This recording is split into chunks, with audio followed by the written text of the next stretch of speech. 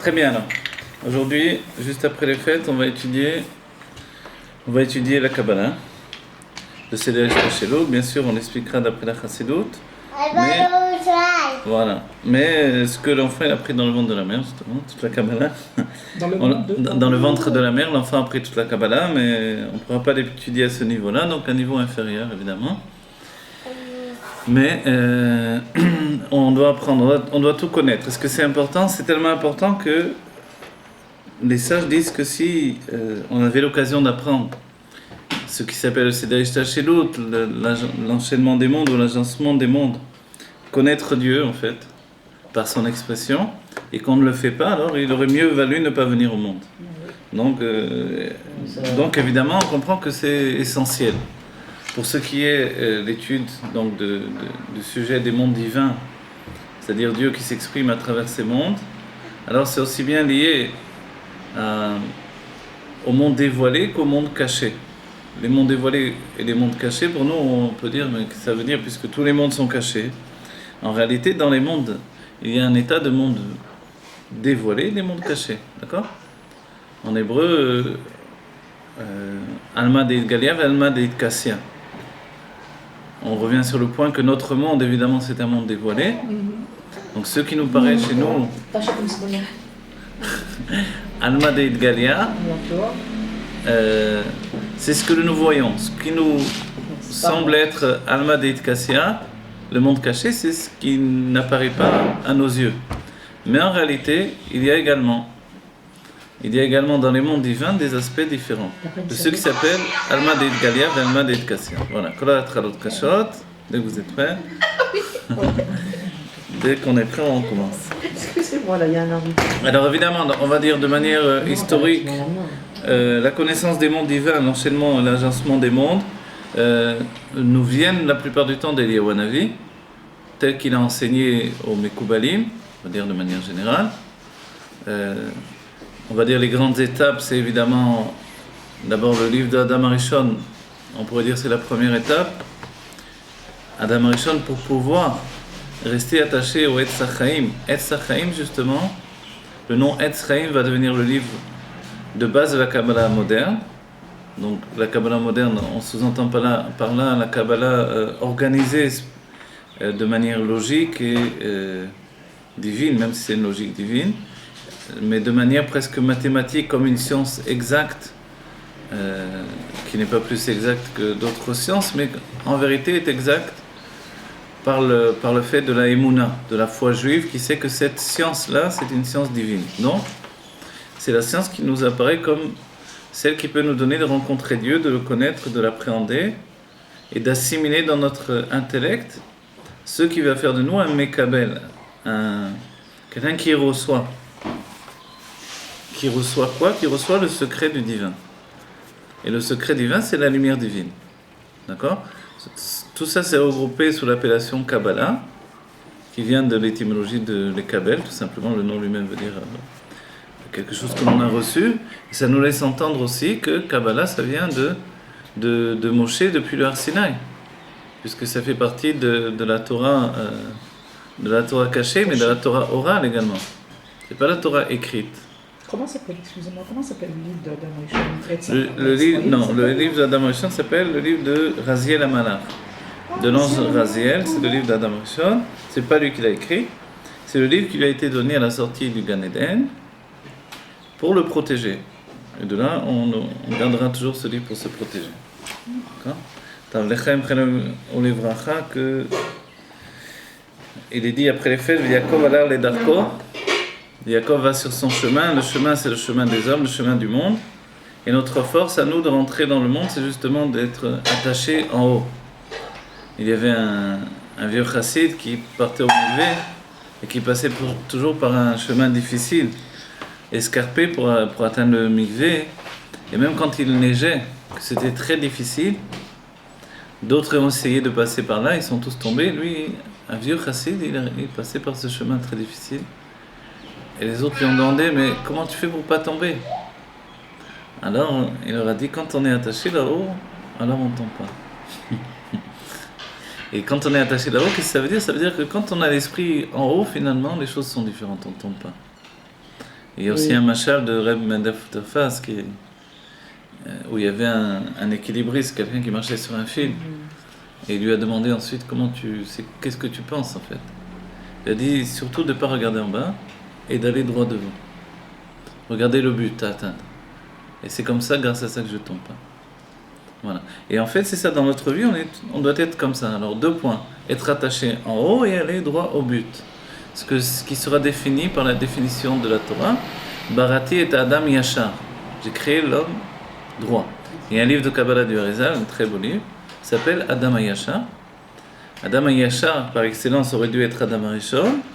Mais ensuite, par le serpent, il y a Adam Arishon se détourne et il rentre dans un autre monde qui est le monde que nous connaissons. Mais en vérité, avant le monde que nous connaissons, il y avait le monde de Hatzilut. Adam Arishon avait une conscience du monde de Hatzilut. Voilà. Ici, on a déjà des introductions générales. Donc la Kabbalah nous vient de Eliyahu Hanavi telle qu'elle a été transmise aux Mekoubalim dans les époques successives. D'accord ?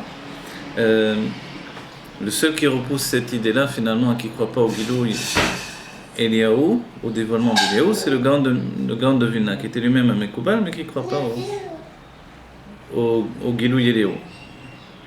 Voilà. Maintenant, on revient en arrière.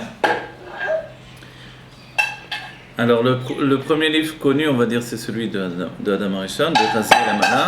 Certains pensent qu'il y avait 2 livres, à l'image des 2 Luchot, un livre dans le Gan Eden et un livre à l'extérieur du Gan Eden. C'est vrai qu'Adam Arishon a vécu 3 heures avant la faute. Tout ça s'est passé, la faute d'Adam Arishon s'est passée en 3 heures. Il a été créé dans ces 3 heures-là. Il a eu le temps de fauter, de transformer le monde, l'humanité qui était au-dedans de lui. Et puis tout a basculé. Comme tout a basculé, il fallait un livre pour le rattacher au Gan Eden duquel il a été chassé. C'est le livre de Raziel Amana, un livre qui le protège. D'accord ? Maintenant, nous, on doit bien comprendre que pour nous protéger également de ce monde dans lequel on a été jeté, comme Adam Arishon, on a besoin de s'attacher au livre de la vérité, à la Torah du Hémet, qui est la Kabbalah. D'accord ? C'est pour cela que l'Admor Hazaken, à la fin des temps, on peut dire que c'est considéré comme à la fin des temps, il va utiliser le langage de la Torah du Harizal pour nous transmettre finalement la connaissance de Dieu. Le but de tout ça, c'est connaître Dieu. Connaître Dieu, c'est le connaître dans son expression. Est-ce qu'on peut le connaître avant l'expression ? C'est ce que je voulais dire aussi. Voilà. Alors là, on va dire, c'est déjà un domaine que la Chassidut aborde. C'est le sujet de l'essence par lequel on doit commencer. D'accord ? Alors on revient au niveau historique. Donc le premier livre de Raziel Amana, qui n'est pas forcément un livre que l'on étudie. On ne peut pas étudier ça. On ne peut pratiquement pas l'étudier. Il y a déjà tous les éléments que l'on connaît, que l'on verra ensuite. Les Sphirot, les Olamot, les Igoulim, Yosher, etc. Voilà. Il n'apporte pas quelque chose de ridouche dans l'ensemble ? En fait, il est très difficile à étudier. Je ne saurais pas dire vraiment pourquoi. Moi, j'ai essayé de l'étudier et je ne sais pas. La tête s'embrouille, on n'arrive pas à l'étudier. Et donc, on ne l'étudie pratiquement pas, personne. Mais il est gardé comme shmira. Voilà, comme protection. On le fait en tout petit pour le porter sur soi, pour nous protéger du Ain Hara. Voilà. Ensuite, il y a d'autres livres, comme le Hanor a écrit également des livres, au moins un livre. Celui-là, il a duré une période et puis il a disparu. Les livres de Kabbalah se dévoilent et disparaissent. De la manière dont ils étaient écrits également auparavant. Ils étaient écrits d'une manière où on dévoile un pan et on cache 2 pans. Donc alors ils sont dévoilés et ils sont ensuite cachés à nouveau. Hanor, c'est le père de Noah, c'est ça ? Non, Hanor, c'est pas le père de Noah. Hanor, c'est celui qui est devenu l'ange Matat. L'ange de Matat.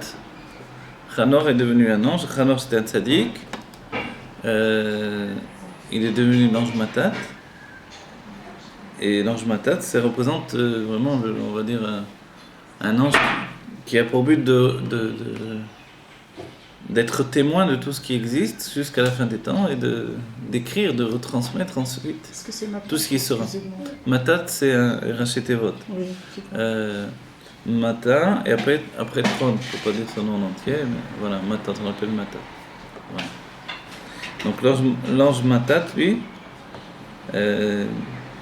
il est devenu c'est un homme qui s'est transformé, c'était un tzaddik et Dieu l'a pris, il est écrit,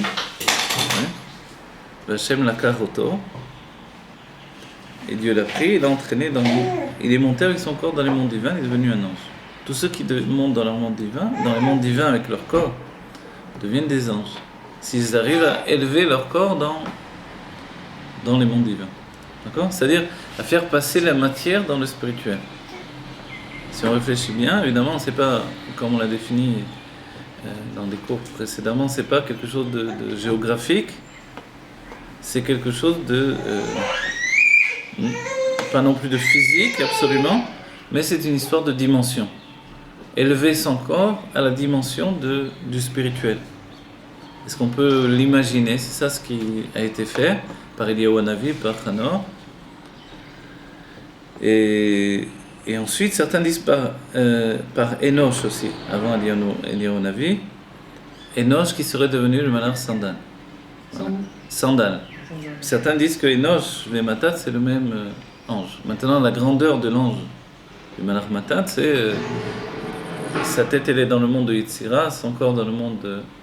non, sa tête dans le monde de Brias, son corps dans le monde de Yetzira, et ses pieds dans le monde de Asiya. Tandis que le malach Sandal, c'est aussi sandal, le terme sandal qui veut dire les chaussures, il est lié au monde de Asiya. Au monde de Asiya, et c'est pour ça que certains disent serait Hanor également, donc le malach Matat. Voilà. Sarapnin, le malach Matat, l'ange qui s'appelle Matat, on l'appelle Sarapnin. Nin, c'est l'intérieur, le prince de l'intérieur, des mondes intérieurs. Il est lié aussi à Yosef Hatzadik, et d'un certain point de vue, il est l'intériorité de ces mondes-là. Donc c'est un ange très important, évidemment. Dans le Sefer Yetzira, il est dit que Moshe, puisque chacun d'entre nous, normalement, on a le dévoilement d'un ange, qui nous enseigne toute la Torah, il est dit que Moshe avait le dévoilement du malach Matat. Voilà. C'est-à-dire que chaque personne a son nom. Normalement, chaque personne, nous avons... Voilà, c'est écrit dans Roi Kodesh du Harizal. Normalement, nous avons tous un ange, puisque dès que l'on frappe, même dans une doute, ça va créer un ange. Ce que l'on fait va créer un ange, les mitzvot, les tfilot, les brachot. Et plus on sera entier avec ce que l'on fait, plus l'ange sera grand et beau et pur. Voilà. Tout ça, ce sont les anges du bien. Les anges du mal, c'est quand on fait des mauvaises choses, que l'on pense de mauvaises choses, que l'on dit des mauvaises choses. Que l'on dit surtout, c'est dans l'expression. Maintenant, donc, les anges, en réalité, pourquoi on crée des anges ? Pour qu'au final, ils viennent nous enseigner la Torah. D'accord ? Pour que les anges viennent nous enseigner la Torah, ils vont être créés à partir de notre avodat Hashem, de notre service de Dieu. Donc, et Hanor était l'ange qui, Matat, était l'ange qui enseignait à Moshe Rabbeinu. Voilà. Donc le livre de Hanor, on ne le possède plus, mais on sait qu'il a été existant. Et ensuite viendra une autre période, la période de Avraham Avinu. Il y a le livre de Enoch, qui s'appelle le livre de Enoch, qui sera en fait écrit par Rabbi Ishmael Cohen Gadol, qui va écrire ce qui s'appelle le livre d'Enoch. Le livre d'Enoch, ce sera le livre de l'élévation dans les mondes divins. Voilà. Mais ce livre-là, alors, il n'est pas écrit par Enoch lui-même, a priori, ou alors il est écrit par Roi Kodesh, par Rabbi Ishmael, mais il est basé sur Enoch. Donc, qui lui-même est devenu le manar Sandal. Voilà. Donc maintenant, les étapes, le Sefer de Hanor était très important, mais il a disparu. Ensuite revient un autre Sefer. Avraham Avinu a écrit des tas de Sfarim. On a gardé le Sefer Yetzira. Les autres, on ne les connaît pas. Enfin, nous, tout autant. Il se peut très bien que d'autres sages les connaissent. Puisque quand Ari Hashiloni est venu dévoiler la Torah au Baal Shem Tov, il lui a dévoilé des livres qu'on ne connaît pas. Entre autres, un livre qu'on ne connaît pas. Vous voyez ? C'est écrit quelque part, les livres sont... Alors il y a des traces, tout ça, il y a des traces, il y a des écrits de ce que je vous dis là, des enquêtes finalement sur le sujet, de savoir, on en parle dans les livres de Kabbalah eux-mêmes. Les livres de Kabbalah expliquent qu'ils ont souvent des akdamot, des introductions. Donc alors, quand on arrive au Sefer Yetzira, Donc Abraham Avinu a diffusé la Torah avant la Torah, c'était déjà la Torah évidemment, il a diffusé le fait que le monde est Dieu. Non pas que uniquement Dieu a créé le monde, mais que le monde entier est Dieu, qu'il n'y a rien en dehors de Dieu. Et ça c'était une révolution en fait, une révolution de remise à jour de ce qui était connu au commencement du monde. Dieu est le contenant, il veut dire. Effectivement. Dieu est le Makom. D'accord. Comme il sera dit dans la Torah, il est Makom iti, lorsque Moshe va demander à voir Dieu. Dis-moi où tu te trouves, et Dieu a dit, il est Makom iti. Voilà, l'endroit est avec moi. L'endroit est en moi en fait, je suis l'endroit. Voilà. C'est l'un des noms de Dieu d'ailleurs, Makom, celui dans lequel on se trouve. Voilà. Donc le livre de le Sefer Yetzirah est très court, ce sont comme des Mishnayot, mais en même temps il possède on va dire des axiomes de compréhension qu'on va utiliser pour toute l'étude de la Torah jusqu'à aujourd'hui, dans la Kabbalah, dans la Chassidut. Ça par contre, ça on s'en sert. On s'en sert effectivement. Il y a des gens qui sont capables de... On s'en sert tout le temps. Des paroles que vous connaissez comme Sof Maaseh B'Machshavah Trila, Neos Trilatan Besofam, Asara Sferot Blima, des tas de choses qui viennent du Sefer Yetzirah. Ouais. On l'a utilisé déjà, on reviendra. Blima, ça veut dire Blimaout. Des tas de termes qu'on voit dans le Sefer Yetzirah et qu'on utilise finalement. Les définitions de Kohar Yuli, Homer Yuli dans les explications. Pourquoi ça ne nous a pas été dévoilé si Abraham l'avait écrit? Pourquoi il y a eu besoin de cacher tout ça? C'est un livre qui a disparu, que Rabbi Akiva a réécrit Beroa Kodesh. Ah, Ensuite. lui est apparu, Beroa Kodesh. Voilà, Rabbi Akiva l'a réécrit Beroa Kodesh. Voilà. C'est pour ça il se peut que le Sefer Enoch ait été écrit de la même manière, mais je ne connais pas, je n'ai pas suffisamment étudié sur ce Sefer-là. Voilà, une fois qu'on a le Sefer Yetzirah qui nous définit en fait tous les points de rencontre de la Kabbalah qui va être ensuite exprimé beaucoup plus loin. Donc le Sefer Yetzirah c'est comme une Mishnah, des Mishnayot. Donc c'est un tamsit, c'est-à-dire un concentré de ce qui va être développé dans les générations suivantes. Voilà. Il y a de nombreux Mekoubalim du temps des Tanaïm. Mais celui que l'on retient par excellence, il y a le Sefer Tmuna, le Sefer... des tas de Sfarim qui sont plus ou moins importants. Rabbi Hanania ben Akana, qui est un grand Mekoubal, qui va écrire le Sefer Akané. Kané, c'est quoi? C'est la plume? Kané, alors... Voilà, il y a plusieurs explications. Qu'est-ce que c'est exactement la chose? On peut voir comment ça s'écrit peut-être? Mais ensuite, par la suite, on va avoir, à partir de là, on va dire le plus important de tous les Mekoubalim du temps des Tanaïm, et celui qui est différent des autres, c'est Rabbi Shimon Bar Yochai. Voilà. Rabbi Shimon Bar Yochai et tous ses élèves vont donner une nouvelle période. Cette période, elle est extrêmement riche. C'est comme on le verra à l'époque du Harizal, c'est un concentré de tzadikim à la même époque. Bon, on est à l'époque des Tanaïm.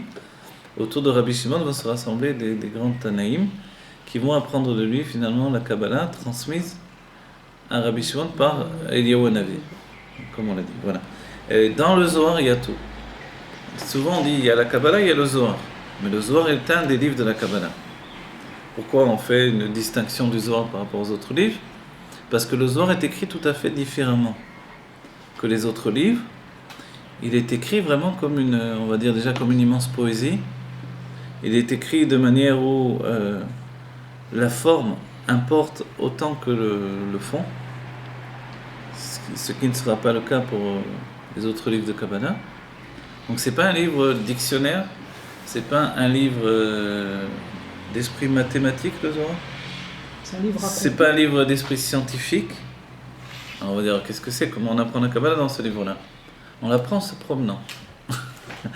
Le Zohar est une grande promenade. C'est un peu déjà, on ressent les Levushim que l'on va exprimer dans la Chassidut, et le Zohar commence avec des paroles du Shir HaShirim, qui est Shoshana ben Achorim, et c'est l'Agdama du Zohar sur Bereshit, donc comme une rose parmi les épines, telle est ma bien-aimée au milieu des filles.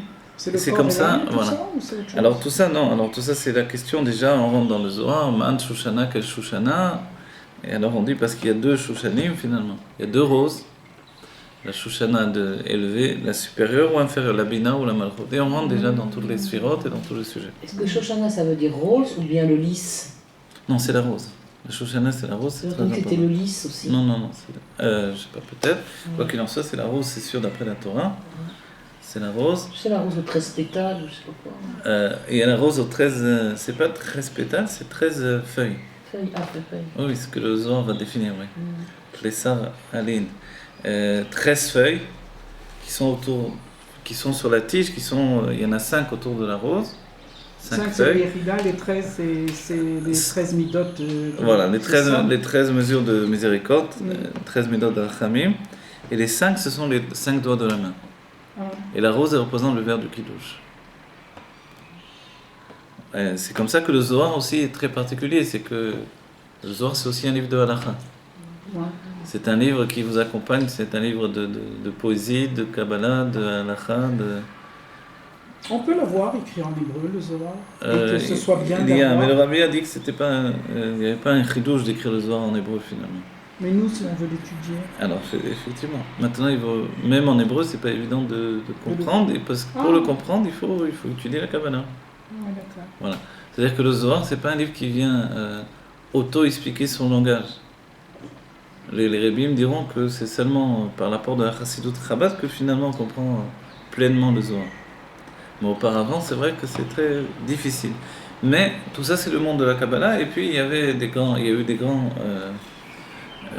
on va dire, commentateurs du Zohar dans toutes les époques, comme le Ramak, comme le Remez, le Ramak Rabbi Moshe Cordovero, le Remez Rabbi Moshe Zakota.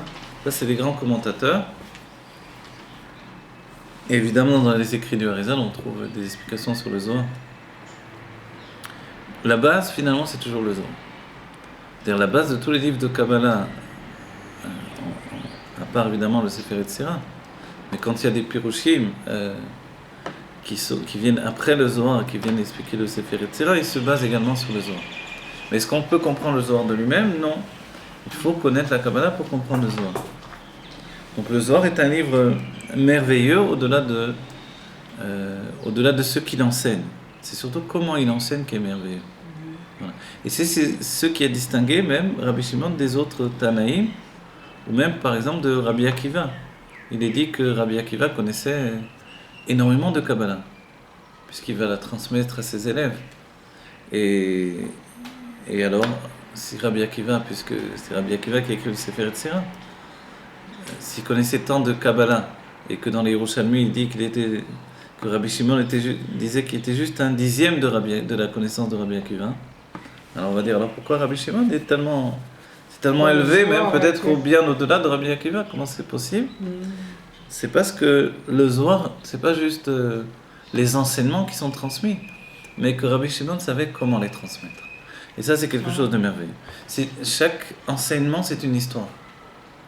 Donc on vient pas dans le Zohar pour juste prendre un enseignement, on vient pour étudier le Zohar. Étudier le Zohar, c'est se plonger dans une atmosphère à la fois mystique, merveilleuse, qui relie les mondes divins, ce monde-ci.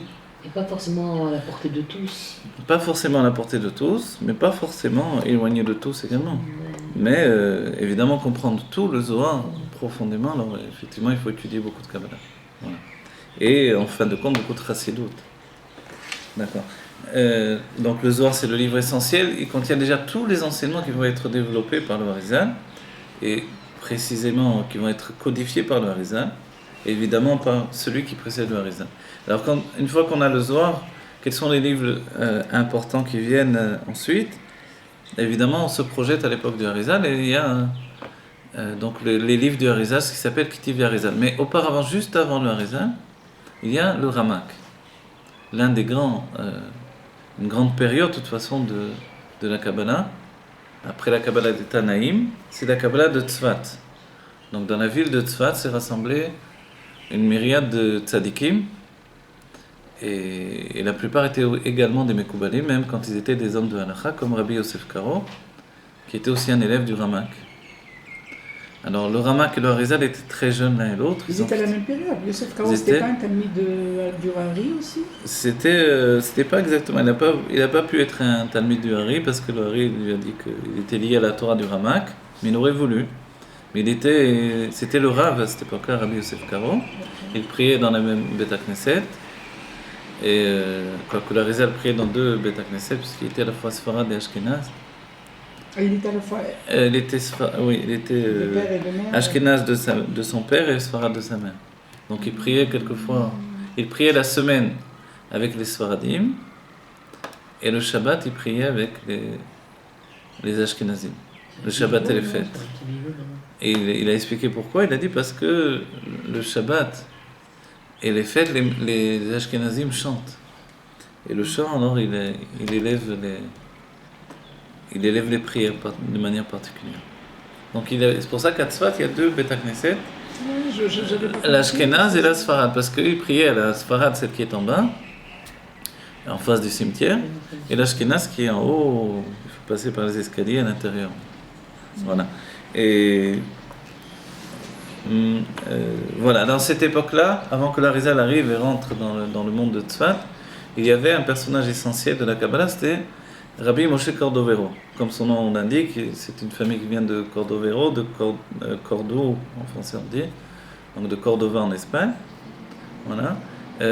Rabbi Moshe Cordovero, il va partir du monde très jeune, 37, 38 ans, et il a pourtant le temps d'être Dayan, d'être juge. Et à cette époque-là même, il y a un sage de Jérusalem qui va vouloir rétablir le Sanhédrin, compte tenu qu'il y a il y a des sages tellement importants. Et l'un des premiers à être institué rabbi, puisque après l'époque des Tanaïm, il n'y a plus de rabbi, il y a Rav. Le Rav, donc, il vient à la place du rabbi, c'est-à-dire il n'y a plus la force de donner la transmission du terme de rabbi. Ouais, il faudra attendre la chassidoute pour rétablir le terme de rabbi. Mais donc il y a plus cette force on va dire de transmettre la sagesse jusqu'au bout. Elle était voilée peut-être, mais comment il pourrait ne pas y avoir de rabbi? Alors effectivement, c'est l'un des enseignements du rabbi, le fait que les choses n'ont pas disparu, mais qu'elles sont voilées, on attend de la possibilité d'expression. Effectivement, comme la névoie. L'un des enseignements que le rabbi a dit, c'est que la névoie n'avait pas disparu, au contraire de ce que dit la Gemara. Mais c'est parce que les générations n'étaient pas prêtes à recevoir la névoie. Mais il y a toujours eu un Assiador et un Navi, un prophète dans chaque génération. Et si la génération le mérite, alors le prophète se dévoile. Excusez-moi, Rav Korba, elle n'a pas oublié quelque chose. Oui, pour le four. Le sang, excusez-moi. On a vu qu'elle a programmé le temps de cuisson. Je ne sais pas. Si vous voulez regarder, Je vais l'appeler. Non, parce qu'on est enregistré, c'est pas sympa, mais j'ai peur.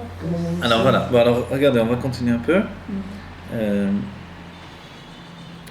Jusque-là, alors le Ramak, lui, qu'est-ce qu'il va donner comme Torah? Le Ramak va écrire énormément.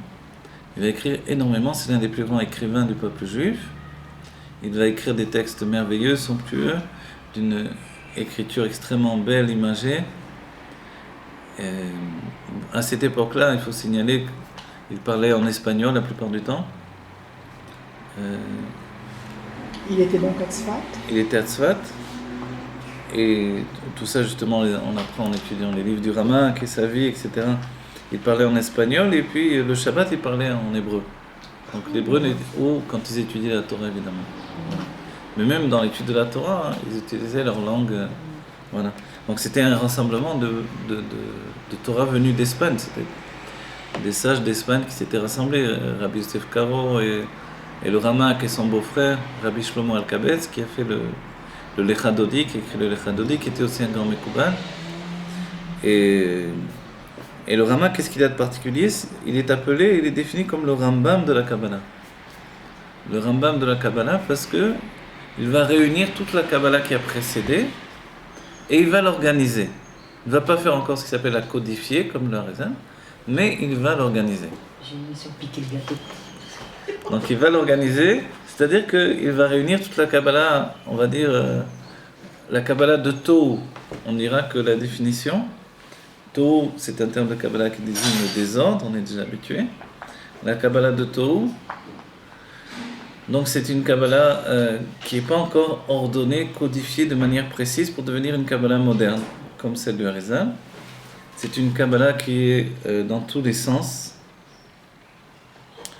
qui se dévoile et qui se cache. Et le Ramak, lui, va éviter le voile et il va commencer à écrire des livres ordonnés. Des livres ordonnés, c'est-à-dire dans le sens où les enseignements qui sont donnés ne viennent pas masquer l'enseignement précédent. Auparavant, pour ceux qui ont étudié des livres de Kabbalah, on sait de quoi on parle. C'est que quand on ouvre un livre de Kabbalah, des anciens Mekoubalim, on commence à étudier des sujets et tout à coup on étudie un sujet, on s'approfondit, le sujet disparaît, on parle de tout à fait autre chose.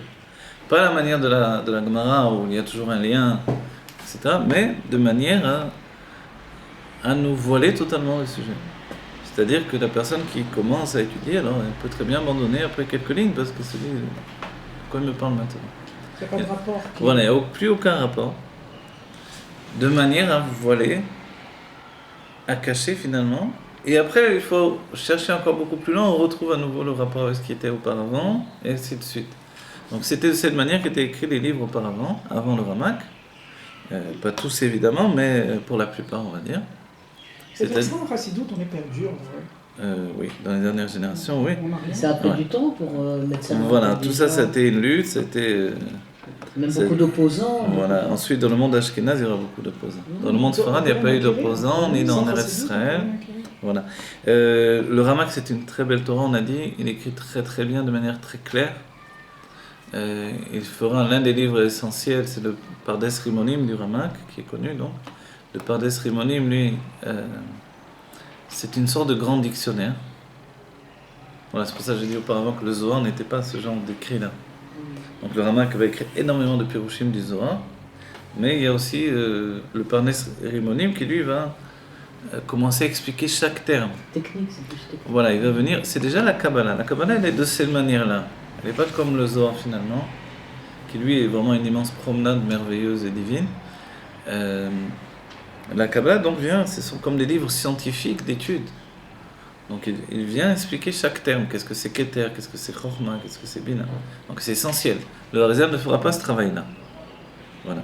Ce que fera le Ramak, c'est que vraiment il va résumer, il dira il y a tel avis, il y a tel monde, il y a telle pensée, ou d'autres points même plus, dans le sens de ce qui va être défini dans la Chassidoute. Mais quelles sont les époques en Parce que là, alors c'est simple, les Tanaïm, vous connaissez l'époque des Tanaïm plus ou moins. Les Tanaïm, c'est la fin. De Rabbi Shimon Bar Yochai. Voilà, les Tanaïm, c'est l'époque de Rabbi Shimon Bar Yochai. Les Tanaïm, ça remonte à la destruction du temple. Depuis la destruction du temple. Avant, c'est-à-dire à l'époque du temple, et après, on parle du deuxième temple.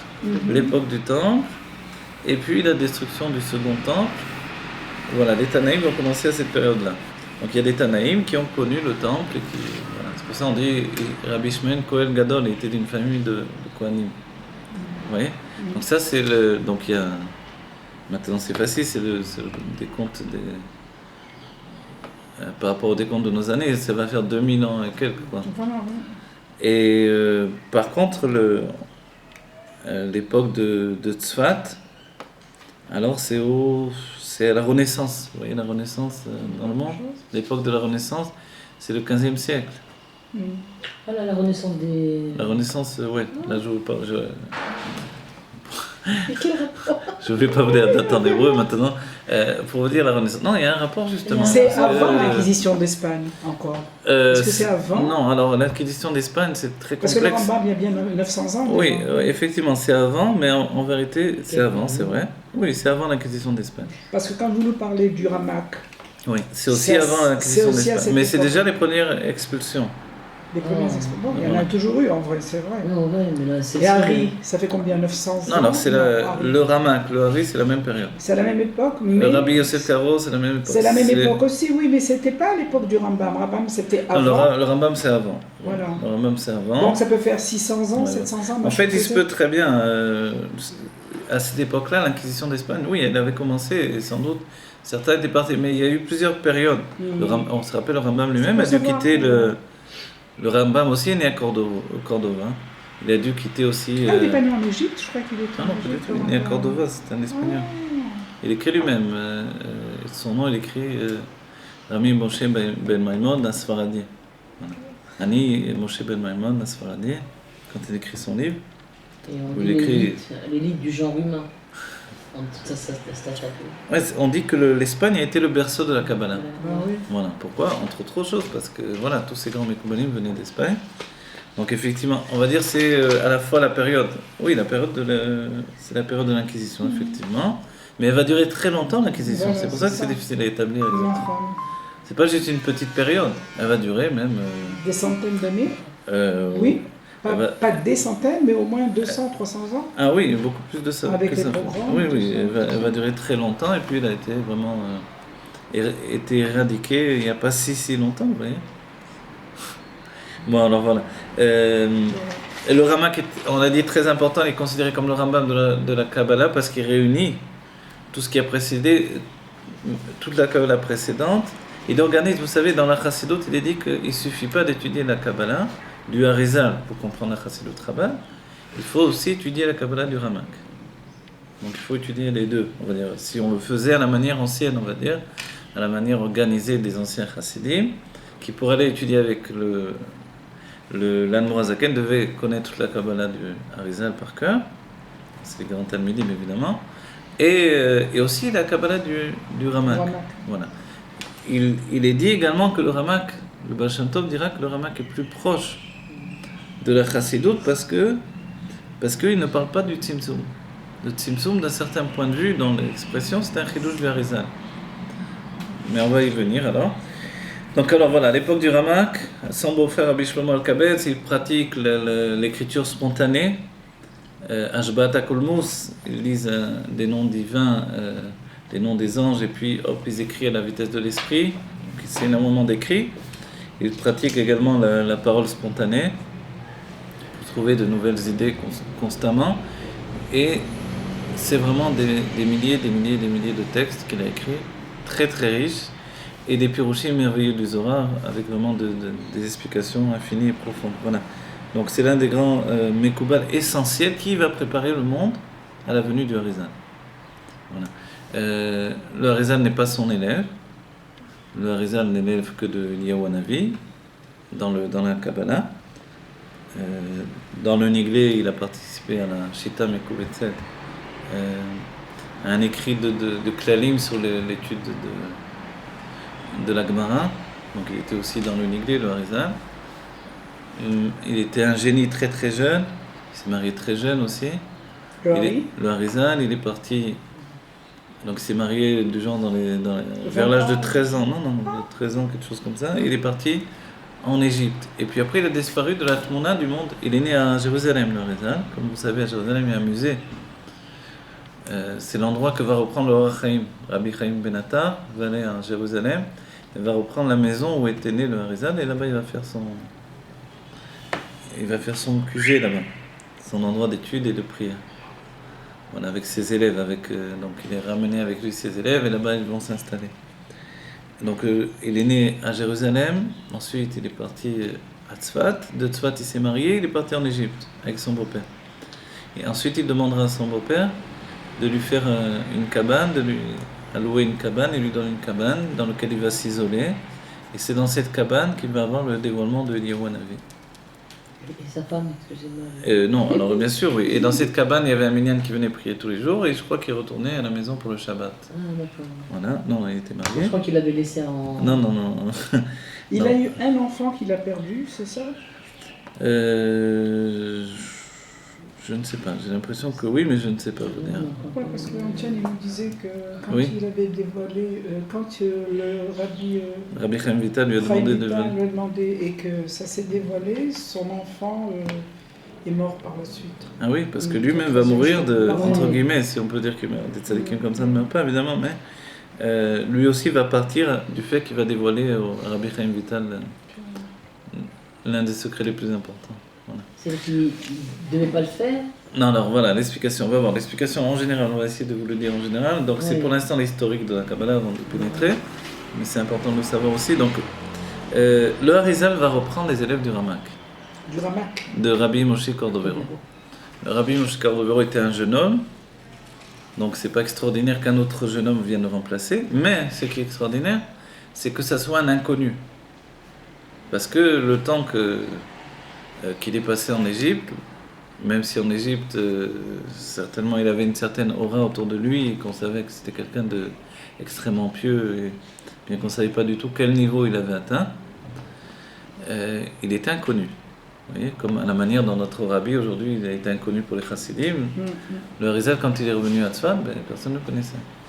On savait que c'était un enfant de génie, mais il y avait d'autres enfants de génie à cette époque-là. Oui. Donc un enfant qui connaissait déjà toute la Torah à son époque, toute la Torah qui était dévoilée, mais ensuite c'est tout, il avait disparu. Et on ne savait pas qu'il avait atteint ces niveaux d'élévation, que Eliyahu Hanavi lui avait dévoilé tous ses secrets. Pour vous expliquer, il est écrit dans les Ktuvei Arizal que tous les jours, tous les soirs quand il allait dormir, il ne s'arrêtait pas d'étudier en dormant. Au contraire. Quand il arrivait au Gan Eden, on lui demandait avec qui tu veux étudier. Il disait je vais étudier sur le Beth Hamikdash, je vais aller étudier avec Aaron HaKohen. Il partait étudier avec Aaron HaKohen. Le lendemain, il revenait avec qui tu veux étudier, je vais étudier avec Moshe Rabbeinu. Et ainsi de suite, avec Rabbi Shimon ben Yochai. C'était en fait, il étudiait presque plus quand il dormait que quand il était éveillé. Puisqu'ensuite on verra un petit passage, un petit moment où il va dormir pendant l'après-midi de Shabbat, et qu'un des Talmidim va venir écouter, va voir qu'il parle et il veut entendre, prendre des enseignements.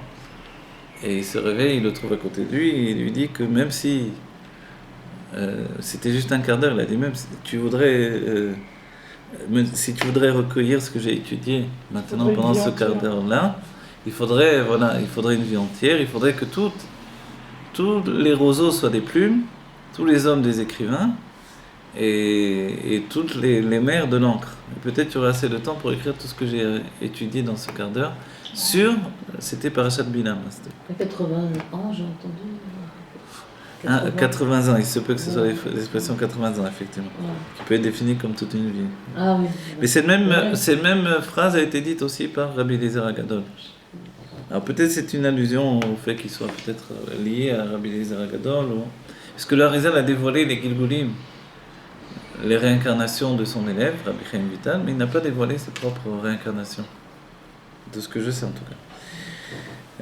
Voilà, alors le Harizal, alors on va faire comme ça, regardez, il y a l'époque du Ramak, donc un maître incontesté qui a fait ses preuves, qui a été établi comme rabbi, c'est-à-dire à cette époque-là, ils avaient l'intention de rétablir le Sanhédrin, et l'un des premiers à avoir reçu le titre de rabbi, c'est Rabbi Moshe Cordovero.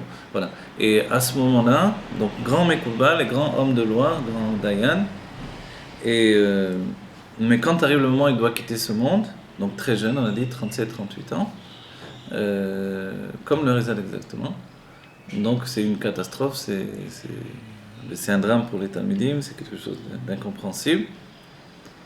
Le Rabbi Yosef Karo va donner un psak halakha que les Kohanim vont pouvoir porter son corps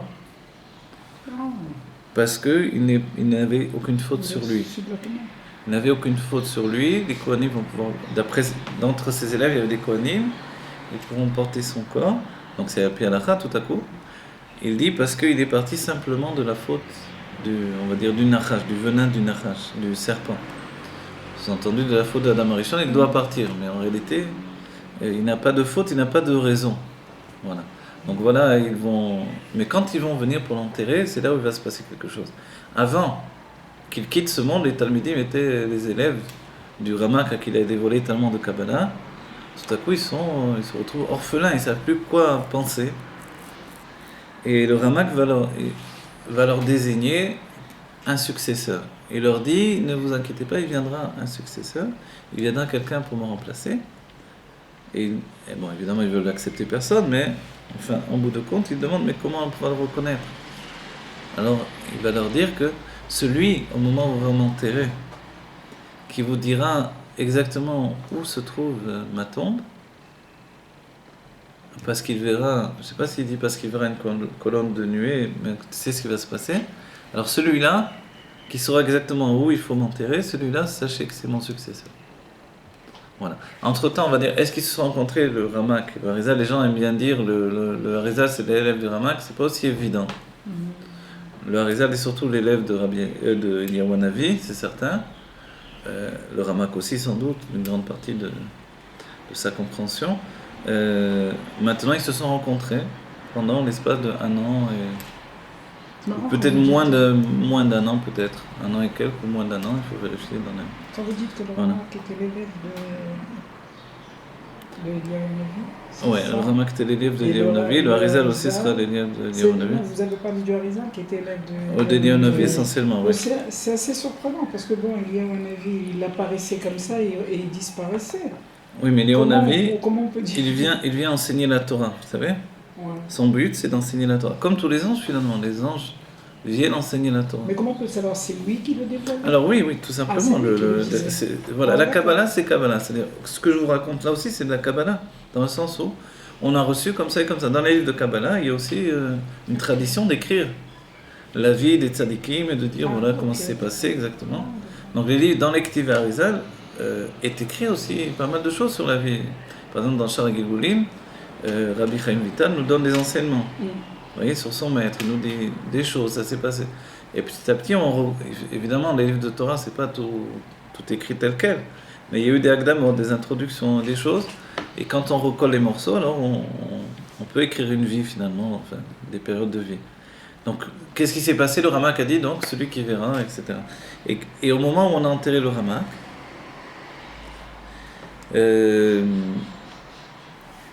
les Talmudim ont voulu l'enterrer à un endroit précis. Et tout à coup, est arrivé un jeune homme qui était le Harizal. Un jeune homme aussi, leur maître était déjà un jeune homme. Et il leur a dit, mais pourquoi vous voulez l'enterrer là? Là-bas, je vois une colonne de nuée, c'est là-bas où il se place, c'est là-bas il doit être enterré. Alors les Talmudim qui avaient entendu du Ramak l'enseignement qu'il avait donné, alors ils sont restés tout de suite, comme on dit, interdits comme ça, ils ont compris que c'était lui. Maintenant, ils ne le connaissaient pas. Ils ne savaient pas qui il était, parce qu'il s'était passé du temps, il était parti, c'était plus un enfant de Tzfat. Donc ils ont enterré, et après alors ils sont tournés vers cet homme-là. Et cet homme-là a commencé à leur enseigner la Torah, une Torah nouvelle d'un certain point de vue. Vous avez dit qu'ils sont morts au même âge, presque. Alors comment se Ouais. fait-il qu'il était venu leur enseigner? Non, mais pas la Vous même avez date. mal Au même âge, mais pas la même date. Si vous voulez. C'est-à-dire il leur a enseigné très peu de temps, finalement. Alors le Harizal a enseigné, surtout à son élève, on va dire, la période dont il a enseigné, ce que l'on possède, ce qui s'appelle les Ktiv Harizal, qui n'ont pas été écrits par le Harizal. Ça s'appelle les écrits du Harizal, écrits par Rabbi Chaim Vital. Et on va dire terminé d'écrire et codifié et agencé par son fils Shmuel Vital. Alors tout ça, ça s'appelle Ktiv Harizal, donc il n'a rien écrit en réalité, mis à part le pirouge du Sefer Yetzira, ou peut-être d'autres écrits pas trop célèbres. Mais ce qu'on appelle Ktiv Harizal, c'est pas écrit par le Harizal, d'accord? Maintenant, on va dire mais pourquoi? Et les autres élèves, il avait de nombreux élèves. Et ce qui s'est passé de particulier, c'est que à la période où le Harizal a commencé à se dévoiler et à enseigner, il a repris le groupe de Rabbi Moshe Cordovero. Donc il n'a pas eu à chercher des élèves, c'est les mêmes élèves qui sont devenus ses élèves à lui. Ça n'a pas été aussi facile que ça, évidemment. Qu'est-ce que ça veut dire? Ça a été plutôt même mouvementé, parce que tout le monde a été choqué de voir qu'un inconnu arrive et reprend les élèves. Des élèves maintenant qui étaient eux-mêmes des maîtres de Kabbalah. C'était pas des petits élèves, c'était des tzadikim. Tout à coup, ces tzadikim se mettent sous la tutelle d'un inconnu. Bon, c'était un enfant de génie, mais il y a eu d'autres, on a dit des enfants de génie. Il est revenu, il a disparu, on ne sait pas ce qu'il a fait pendant des années. Il revient, hop, il reprend les élèves, qu'est-ce qui se passe? Sachez que le Harizal aussi avait été marchand d'épices, il avait un magasin. À cette époque-là, Tzfat était un centre pas seulement culturel, on va dire, au niveau de la Torah, c'était un centre commercial. C'était l'un des points essentiels de l'acheminement de beaucoup de choses. Des marchands de tissus, des marchands d'épices. Une route. Voilà, une route essentielle dans le passage de... Voilà. Et donc le Harizal est revenu, a pris son magasin, il avait un commerce, et puis il a commencé à enseigner la Torah aux élèves du Ramak. Et imaginez les sages, y compris Rabbi Yosef Karo, les sages du tribunal qui étaient habitués à voir le Ramak enseigner à des élèves de génie, tout à coup ils se disent qui c'est celui-là, comment c'est possible, et ils ont commencé à le surveiller. Est-ce que c'est vraiment quelqu'un de kadosh ou c'est quelqu'un, un charlatan? Et ils l'ont surveillé, ils l'ont fait suivre. Il y a des tas d'histoires. Parce que les sages, même le Mashiach, il est dit qu'il va être. Le Sanhedrin va inspecter le Mashiach, va lui poser des questions.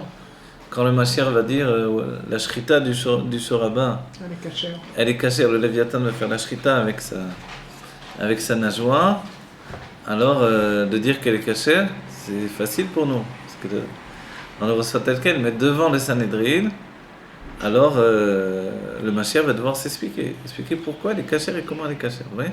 Donc à cette époque-là aussi, c'est pas qu'on a accueilli bienvenue un inconnu qui enseigne la Kabbalah. C'est jamais comme ça dans le peuple juif. Alors ils l'ont fait suivre. Entre autres choses, il faut les savoir. Est-ce qu'il était quelqu'un de saint, de kadosh comme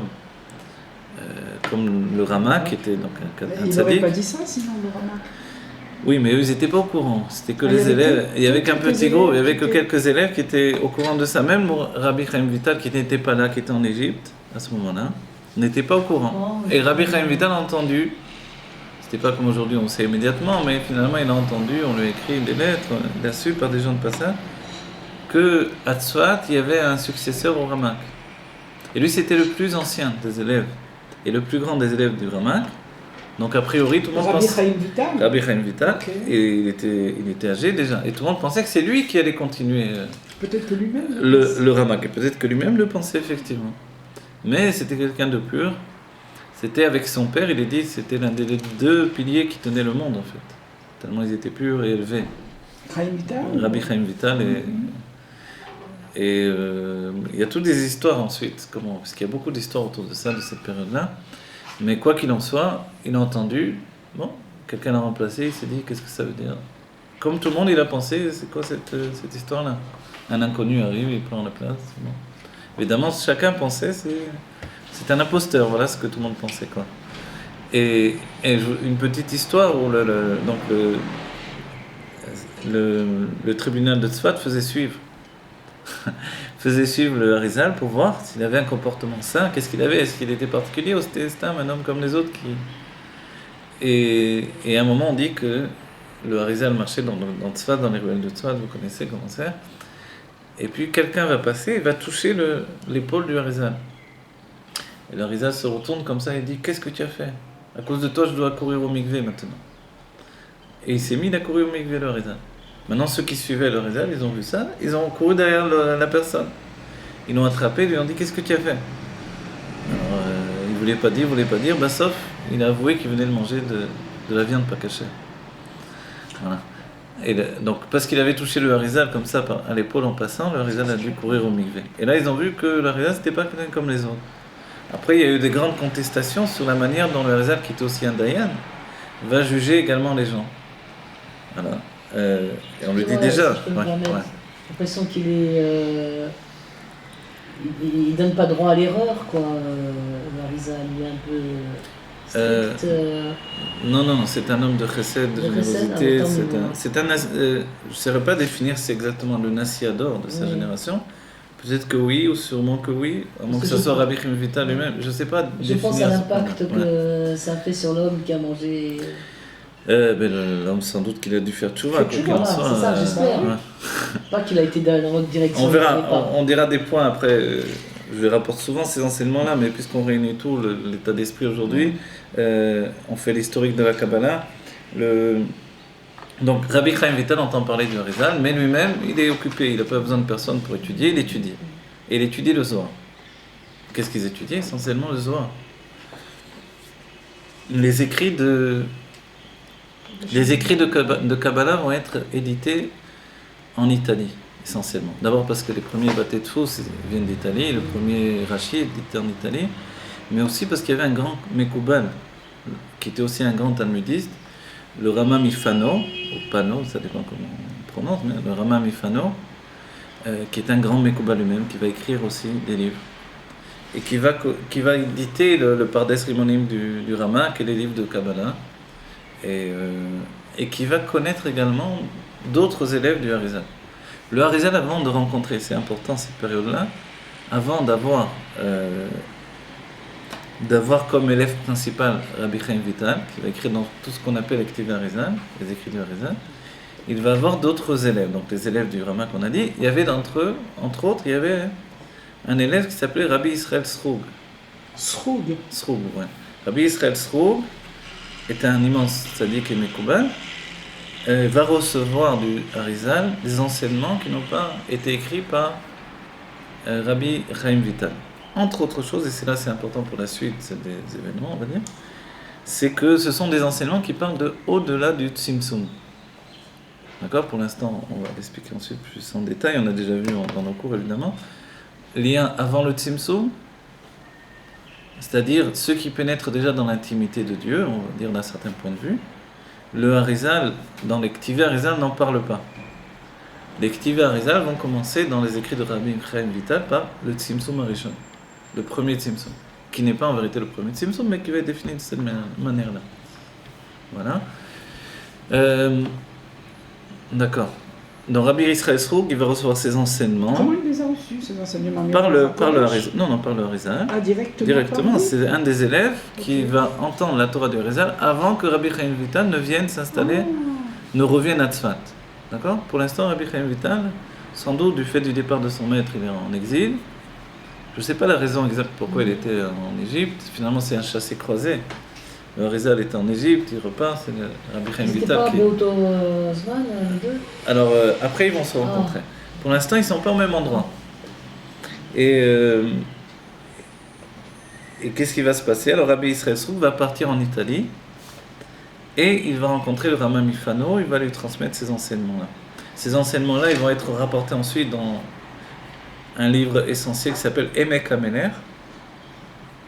Emek HaMeler, ça va être un livre, on va dire, le Rabbi Hillel de Paris, on dit Rabbi, parce qu'il était moitié Rabbi, moitié Chassid, Rabbi Hillel de Paris, donc un élève de l'Admor Saïd et du Tzemar Tzedek, qui à 13 ans connaissait tous les Ktivei Harizal par cœur. Rabbi Hillel de Paris, lui, il avait toujours, on dit, dans son sac de prière le Emek HaMeler. Donc Emek HaMeler, qu'est-ce qu'il a de plus que les Ktivei Harizal que l'on connaît ? C'est qu'il rapporte des choses avant le Tzimtzum Harishon dont on a parlé. D'accord ? Emek HaMeler, c'est qui l'avait écrit? Comment il s'appelle? Emek HaMeler, ce sont, d'après les enseignements, je ne sais pas exactement moi-même, je vais vous dire la vérité, je ne l'ai pas étudié directement. Ça dit quoi? C'est la vallée du roi? Ouais, le titre, les titres, ouais. Ce qui est essentiel dans ce livre-là, c'est qu'il rapporte les enseignements, par exemple le sujet du Kippoul. Du Kippoul. Du Kippoul, le pliage, si on dit en français. On ne comprend pas grand-chose. Voilà, on va expliquer. Okay. Le sujet de pas mal d'autres sujets qui précèdent le Tzimtzum. D'accord ? Et ces sujets-là, on ne les retrouvera pas dans les Ktivei Harizal. D'accord ? C'est-à-dire que ces enseignements sont d'avant le Tzimtzum. D'avant le Tzimtzum également. Il y a aussi des enseignements après le Tzimtzum, mais il y a aussi des enseignements d'avant le Tzimtzum. Par exemple, le Ben Ishraï, dans ses livres de Hakdama à la Kabbalah, dans la Gra Torah, des enseignements également du Emek HaMeler. Maintenant, déjà, il faut signaler une chose. Quand on étudie les lettres du Rabbi, qui ont été pas mal organisées, rassemblées dans des livres comme Sha'arei Emunah ou d'autres livres, le Hari rapporte de tradition. Pourquoi nous étudions les Ktivei, les écrits d'autres élèves que Rabbi Chaim Vital? C'est une question. Chez les Sfaradim, il y a un refus d'étudier d'autres écrits que les écrits de Rabbi Chaim Vital. C'est-à-dire, le Harizal avait de nombreux élèves, dont de nombreux élèves qui étaient même avant l'arrivée et le retour de Rabbi Chaim Vital. Ces élèves-là ont reçu la Torah du Hari. D'accord ? Donc on pourrait dire, c'est tous des tzadikim, pourquoi il y aurait un problème ?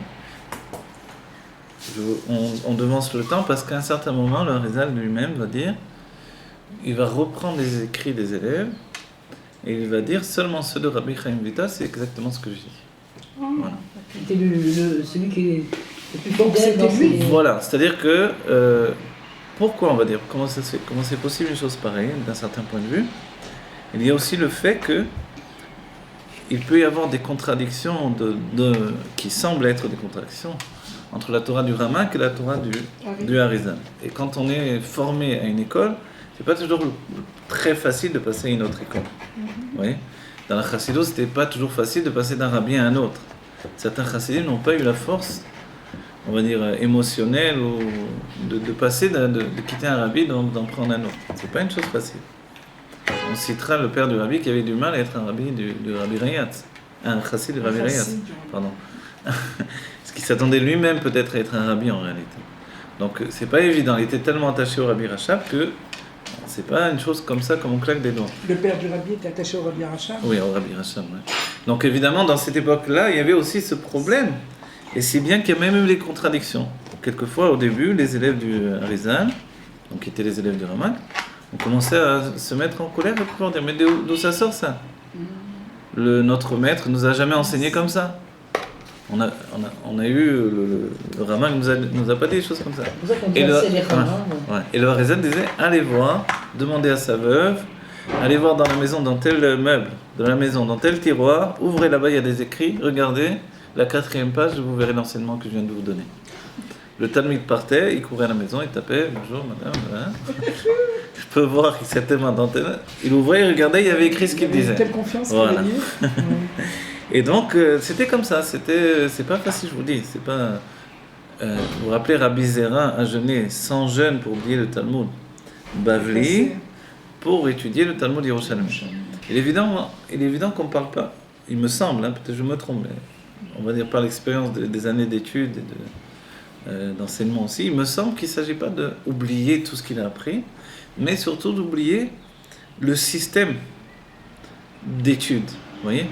Le système d'études, le système établi dans l'intellect pour comprendre la Torah à la manière du Talmud Bavli, c'est-à-dire de manière question-réponse, il n'est pas le même que le système établi pour comprendre le Talmud Yerushalmi, qui lui est plutôt du genre Mishnah, vous voyez, des choses établies, où il n'y a pas de questions-réponses, il n'y a pas de couchures, de difficultés, etc. Et tout n'est pas embrouillé de cette même manière, c'est comme une mer limpide, on dit Tachazé, vous savez ce terme-là, écoute ou regarde. Regarde, on le dit pour le Zohar, on le dit pour le Talmud Yerushalmi également. Mais le Talmud Bavli, on dit, on utilise le terme de shmiya toujours. On a d'écouter. Pourquoi? Parce qu'on entend mais on ne voit pas vraiment la chose. C'est toujours très embrouillé, il faut vraiment dépister la chose. Donc en fait, donc si on revient à la base de ça, les élèves avaient besoin de structurer une nouvelle manière d'appréhender la Torah, de la Kabbalah. Et on a dit que le chidouche du Harizal, c'est pas tellement non plus d'avoir donné des nouvelles choses absolument, puisqu'on dit il va voir là-bas c'est écrit. Alors on va dire alors c'est quoi le chidouche? Le chidouche c'est d'avoir synthétisé et codifié la Kabbalah.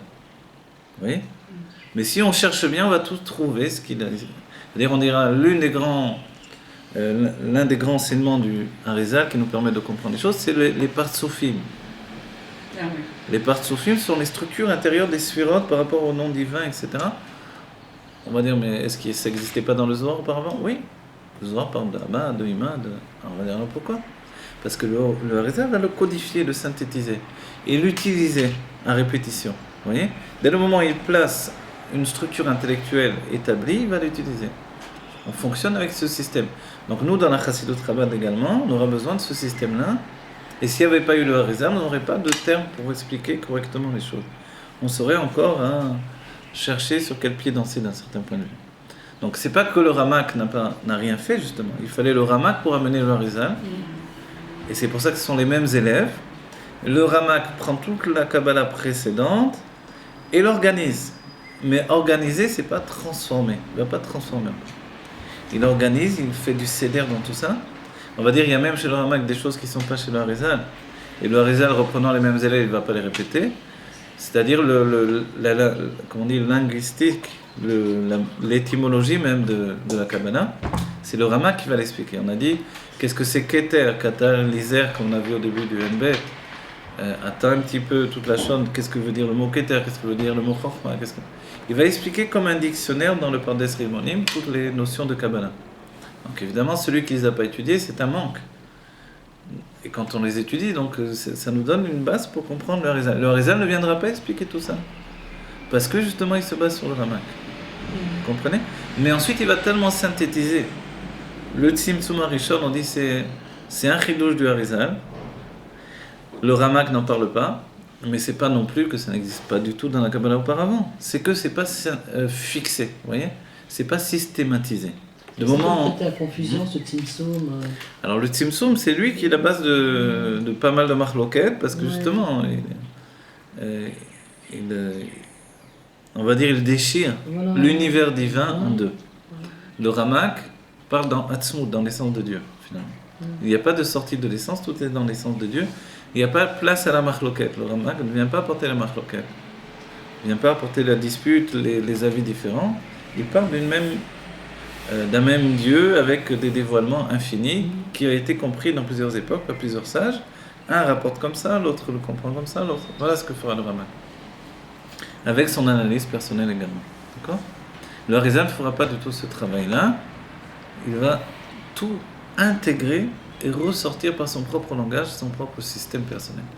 Et là, évidemment, c'est un chidouche. Le chidouche, dans le judaïsme, finalement, si on se rend compte que tout existait déjà dans le Sefer Yetzirah, que tout était déjà écrit dans le livre de Raziel Amala, on va dire, alors c'est quoi le chidouche de la Kabbalah dans les siècles qui sont venus ? On voit le chidouche, c'est dans la forme. Chez les Rébim, on redécouvrira ce chidouche-là, cette nouveauté. Les mêmes enseignements que l'on trouve chez l'Admor Hazaken, on les retrouve chez le Rabbi. Chez le Rabbi Rayatz, chez tous les Rébim. Les mêmes mots souvent. C'est un héritage. Alors on va dire, alors c'est quoi le chidouche ? Le chidouche, c'est la manière de formuler les choses. L'agencement est différent. De simplifier peut-être par rapport à la compréhension. Oui et non, ça dépend. Il y a des textes où les uns sont très simples, les autres plus compliqués. Vous voyez ? Non, parce que dans la compréhension même du Tzimtzum, il n'y a même pas de Sheila. C'est-à-dire c'est clair aujourd'hui quand on l'étudie. Ça, c'est grâce au Rabbi, effectivement. Évidemment. Avant le Rabbi, c'était beaucoup Bien plus complexe. sûr, Ce qu'a fait le Rabbi de résumer en 4 lignes les chittot, les avis différents du Tzimtzum, c'est évidemment. C'est, on va dire, des écrits de Kabbalah qui sont donc en lutte les uns avec les autres, des compréhensions différentes, parce que l'Arizal ne va pas expliquer. Voilà. Donc le Arizal vient, il commence, il donne sa Torah, un élève part en Italie, il rencontre le Rama Mifano, ils vont sortir de ça un autre livre. Le Rama Mifano, Mifano, oui. Le Rama Mifano, un grand Mekoubal, qui va sortir lui-même un Sefer HaGilgulim d'après le livre du Arizal, le Sefer ou Shar HaGilgulim du Arizal. Et peut-être vu son jeune âge aussi, le Harizal, il a eu le temps que de codifier. Alors, le Harizal, effectivement, c'est l'une des choses essentielles. Voilà. Bon, on reprend l'histoire, regardez. Donc, Rabbi Chaim Vital se trouve en Égypte, tout à coup il entend parler du Harizal, mais ça ne l'intéresse pas, il n'a pas besoin de lui pour étudier. Mais voilà que, donc il est en plein Zohar, il est en train d'approfondir chaque passage du Zohar, et à un moment, il y a un passage du Zohar qu'il ne comprend pas. Voilà. À cette époque-là, quand des tzadikim de ce niveau-là ne comprenaient pas, là je parle de Rabbi Chaim Vital, il se trouve en Égypte.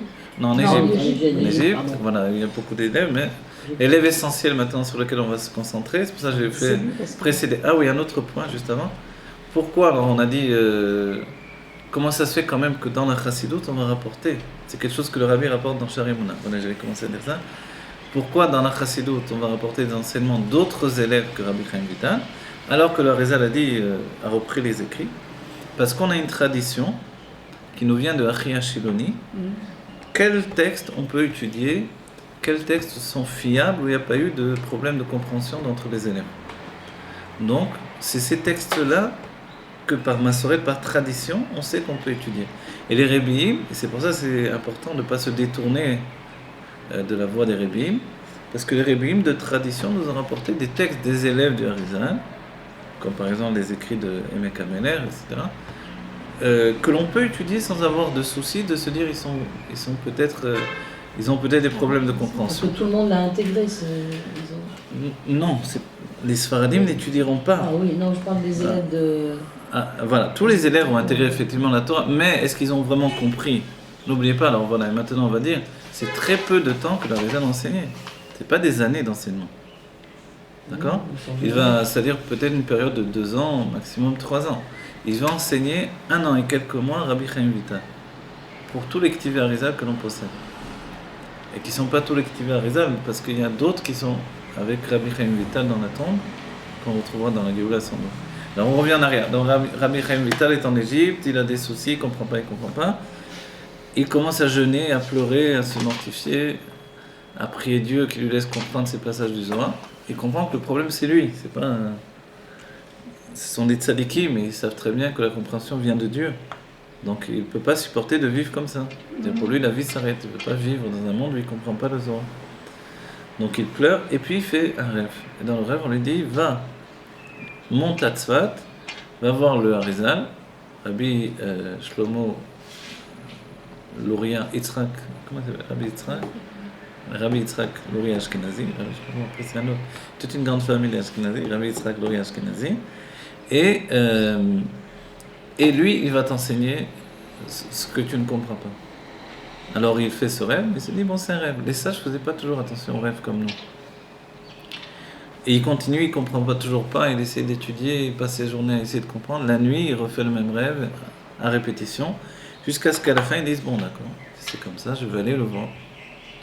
Et voilà qu'il monte donc en Eretz Israël, il se rend à Tzfat, et là il demande où se trouve donc, où se trouve ce jeune homme-là. Pour lui, c'est un jeune homme. Pas comme lui. Et non, lui, c'est pas un jeune homme, il est vieux. Rabbi Chaim Vital est déjà âgé. Ah, il est C'est déjà le plus âgé âgé des élèves du avec le Hari. Oui, il est déjà âgé et le Ramak, lui, le Harizal est un jeune homme, comme le Ramak était un jeune homme aussi. Donc il demande où il se trouve. Et on lui dit, il est dans son magasin. Alors, qu'est-ce que ça veut dire, ce magasin? Évidemment, le Ramak n'avait pas un magasin, le Ramak était un Dayan. Alors il entend son magasin, déjà il a envie de s'enfuir en courant, et puis il dit bon, il y va, et il rentre et il voit le Harizal en train de, non pas d'enseigner la Torah, mais de vendre des épices.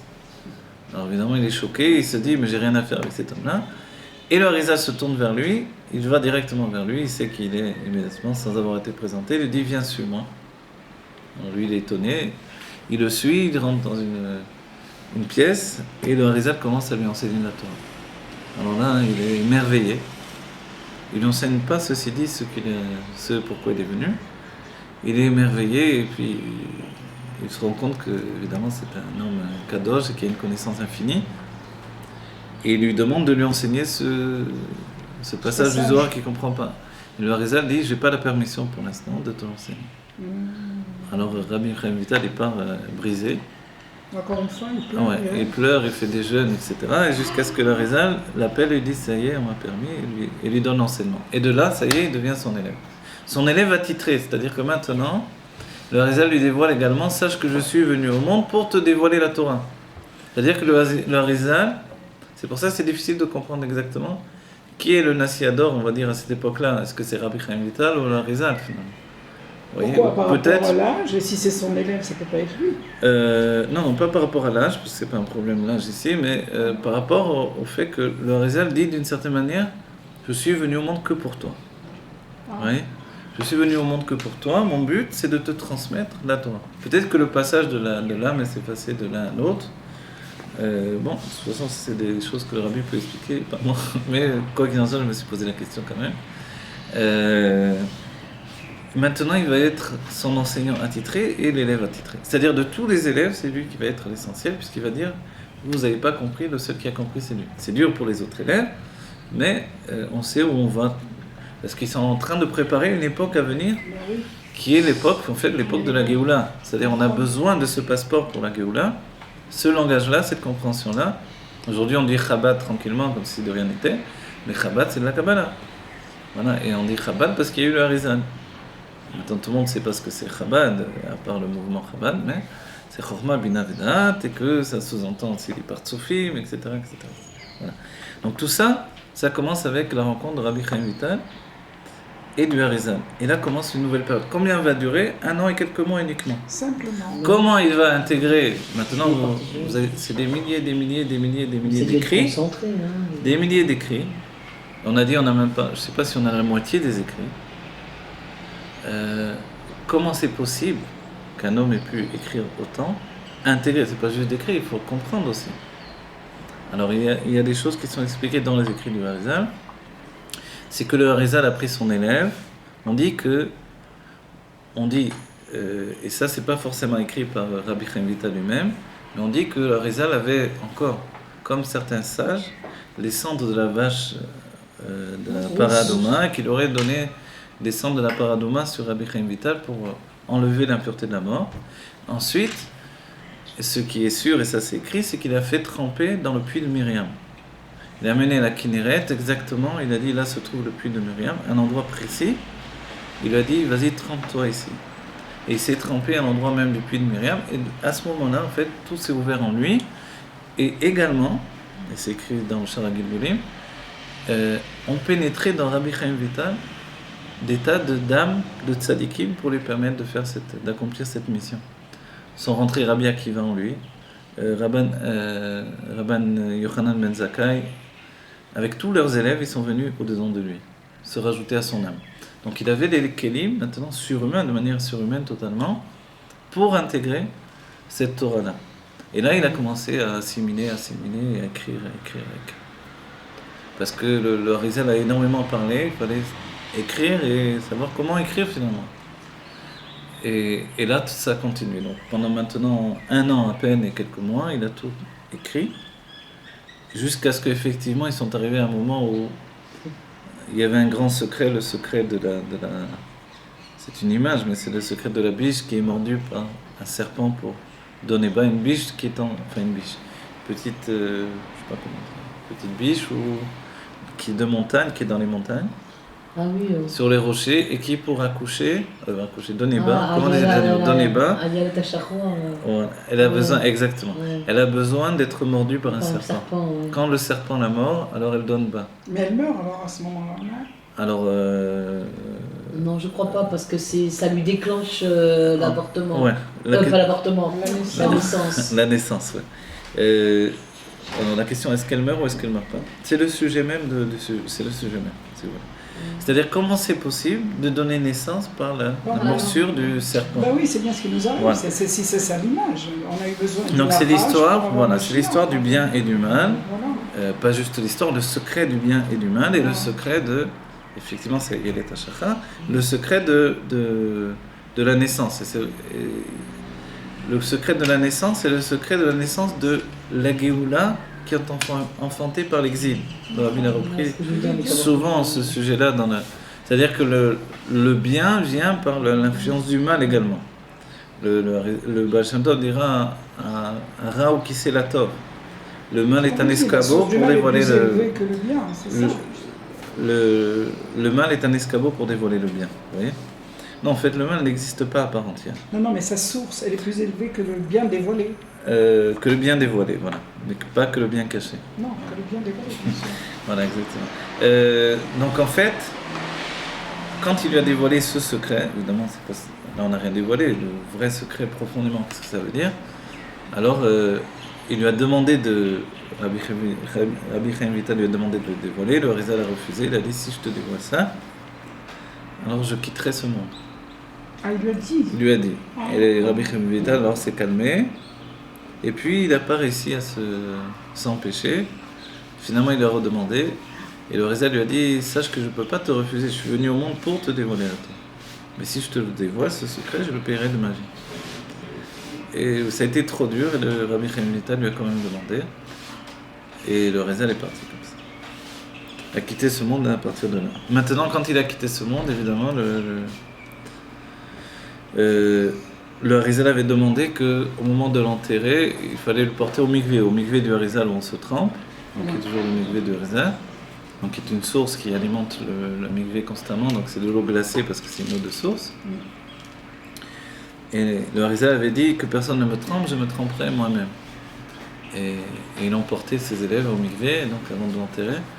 Et Rabbi Chaim Vital lui a dit, Rabbi, tu nous as dit que tu te tremperais toi-même. Il s'est levé, alors qu'il était a priori mort, et il s'est trempé 3 fois lui-même. Ensuite, il est revenu se coucher. Et à partir de là, la suite, c'est Rabbi Chaim Vital avec ses écrits, et c'est son fils qui va aider à les codifier. Maintenant, ce qui va se passer, c'est que Rabbi Chaim Vital il va passer par plusieurs époques, plusieurs périodes. En fait, il est lui-même la réincarnation de Chizkiyahu Améler, du roi Chizkiyahu. Donc c'est pour ça que je vous le disais dans la définition de Nassi Ador, en fait, il porte l'âme de David Améler lui-même en lui, et il devait être Mashiach en son temps. Il devait être Mashiach, Il est dit qu'à un moment, il y avait un sultan à Jérusalem qui a entendu de l'eau. Il disait, il y a de l'eau ici. J'entends de l'eau sous les murailles. Où elle se trouve cette eau?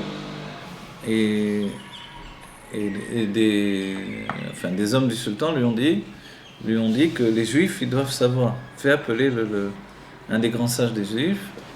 Ils ont fait appeler Rabbi Chaim Vital. Et ça, c'était à Jérusalem. Et il lui a demandé où se trouve. J'ai entendu de l'eau qui coule sous. Voilà, je te demande, je t'ordonne de la faire sortir cette eau. Et il a dit, mais non, elle a été enfermée à l'époque de Chizkiyahu HaMelech, on ne peut pas la faire sortir jusqu'à la Géoula. C'est les eaux du Gichon qui aujourd'hui sont sorties grâce à nous. Et le sultan lui a ordonné, il lui a dit, tu as jusqu'à Shabbat, je crois, hein, jusqu'à Yom Rishon, quoi qu'il en soit, pour la faire sortir. Et lui, qu'est-ce qu'il a fait? Il a dit un Shem HaMefourash et il s'est transporté en Égypte. Oh, carrément. Ouais. Et pour pas avoir à faire ça. Et quand il était en Égypte, alors son maître... En Égypte, c'est donc les Meitzarim. Les Meitzarim. Quand il est arrivé en Égypte, son maître lui est apparu, le Harizal, et il lui a dit, qu'est-ce que tu as fait? Il lui a dit, je n'allais pas faire ce qu'il m'a demandé, etc. Et il lui a dit, mais tu aurais pu sache que toi, tu es le Gilgoul de Chizkiyahu HaMelech, et lui, c'était le Gilgoul de, je ne sais plus que c'était Sanheriv, je crois, à cette époque-là. Le sultan. Ah. Et il t'a demandé de faire sortir les eaux, c'était la réparation de ce qu'a fait Chizkiyahu HaMelech, et si les eaux seraient sorties, ça aurait été la Géoula. Alors lui il a dit, mais moi j'ai pas voulu pour faire sortir les eaux, il fallait que je fasse un miracle, utiliser des noms divins. Et le Harizal lui a dit, mais comment tu es venu jusqu'ici? Tu as bien utilisé des noms divins pour venir jusqu'ici. Alors tu aurais pu le faire pour faire sortir. En fait, c'est un des moments où la Géoula... On voit souvent ça, même avec le Hari, il y a eu ses élèves. Il leur a dit, venez, voilà, c'était à l'entrée du Shabbat, venez, on va à Jérusalem. Ils voulaient demander la permission. Enfin, on dit, on a loupé le coche. Voilà, effectivement. Ils ont dit, on doit demander à Parce que c'est pas là où on a loupé le coche. Il y a tout un livre qui parle de combien de fois on a loupé le coche. Effectivement. Mais c'est pour ça que nous, au bout du compte, on doit comprendre que tout ça, c'était voulu par Dieu pour qu'on arrive à notre époque. Bédiavad. Voilà. Bédiavad, mais pas que Bédiavad, finalement. On peut dire la faute d'Adam Rishon, c'était Bédiavad, tout était... Mais les Khatrila, la pensée de Dieu, chez Dieu, il n'y a pas de Bédiavad. Pour nous, il y a Bédiavad. C'est-à-dire, après coup, chez nous, ça existe. Pour Dieu, c'était son intention. Donc, depuis le début, Dieu voulait la faute d'Adam Rishon. Qu'est-ce qu'on a besoin de nous dire, on a raté? Si c'était l'intention de Dieu, pourquoi nous ajouter cette phrase-là? C'est un enseignement, ça. Effectivement, c'est un enseignement. Ça nous apprend que pour nous préparer au moment où la Géoula viendra, il ne faut plus être dans l'état de dire, si le Harizal nous dit, venez, on va à Jérusalem accueillir la reine Shabbat à Jérusalem pour la Géoula, les Talmidim m'ont dit, on va demander à notre femme. Évidemment, le Rabbi a expliqué comment ça se fait, est-ce qu'ils ont fait a priori c'est la halakha, demander à sa femme avant de partir de la maison. Mais le Harizal connaissait, le Rabbi a dit, le Harizal connaissait pas simplement la Kabbalah, il connaissait tout, on dit, les Midrashim, les halachot, les Gemara. Donc c'était pas quelqu'un qui connaissait pas la Torah, donc il savait bien aussi ce détail. Donc ils auraient dû le suivre totalement, ils ont manqué de kashrut totale. Et au Rabbi, voilà, c'est ce que le Rabbi, c'est une sikha du Rabbi qui explique ce sujet. Je suis d'accord avec le Rabbi. On est tous d'accord avec le Rabbi. Bon voilà, on va terminer cette première séance. Donc juste terminer, le Harizal quand il a tout enseigné, quand il a dû partir, Rabbi Chaim Vital a eu quand même peur de transmettre ses écrits. Il a écrit, il a réécrit, il a essayé de codifier, d'arranger, d'organiser au maximum des milliers et des milliers d'écrits. Et puis au dernier moment, il a eu peur. Il s'est dit, le monde n'est pas prêt pour recevoir tout ça. Et il s'est fait enterrer avec ses écrits. Il a fallu... non, Rabbi Chaim Vital, pardon. J'ai dit le Harizal, je me suis trompé. Rabbi Chaim Vital, ouais. Il s'est fait enterrer, alors comment on a eu avec ses écrits. Donc, alors comment on les a eu? Alors voilà, après ça a été une Shelat Chalom, qui a été faite par son fils et un autre tzaddik. Ils ont fait Shelat Chalom. Shelat Chalom, c'est de demander, pendant le sommeil, de demander dans un rêve, par le sommeil. Il y a un système établi dans la Kabbalah comment on fait ça. Et ils lui ont demandé la permission de venir prendre les écrits qui étaient avec lui. Il a donné la permission. Ils ont ouvert la tombe, ils ont ouvert la tombe, il était entier dans son corps. Et il avait ses écrits dans sa main comme ça. tous les écrits comme ça, un gros paquet. Donc il a ouvert les bras, ils ont pris ce qu'ils ont pu, et puis il a fermé les bras, il y a encore des écrits qui sont enfermés avec lui. Il a dit prenez ça, c'est tout, le reste je le garde. Et après c'est son fils qui à partir de ça fait ce que... donc Rabbi Shmuel Vital qui a fait ce que l'on appelle les Ktiva Rizal. Voilà, qui n'ont pas été écrits de la main du Rizal, mais finalement essentiellement du Rabbi Chaim Vital et de son fils qui a organisé. Les écrits étaient là, mais il a fallu les organiser en livres successifs. C'est ce qu'il a fait son fils.